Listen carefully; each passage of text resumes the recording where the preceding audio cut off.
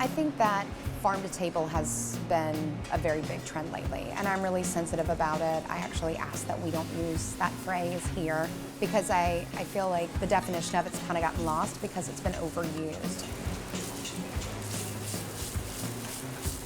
I grew up on a farm, and so I was always surrounded by food, and as a chef I've always tried to source as much locally or regionally as I possibly can, but in reality it's not always realistic to be 100% local.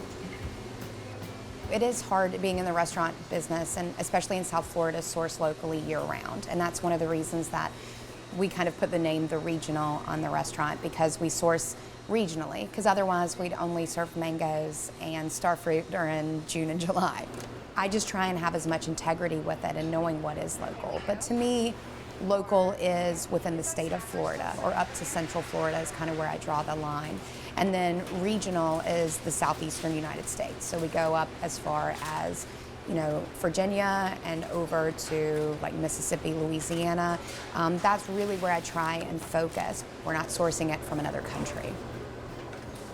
And I think it's important because it's a part of our economy by supporting local artisans and purveyors and farmers, because we're putting the money back into our local economy by supporting local.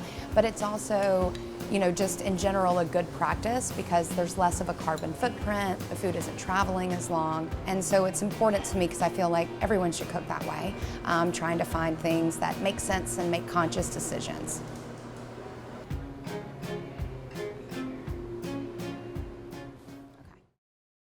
Your Story segments brought to you in part by the Brunetti Foundation.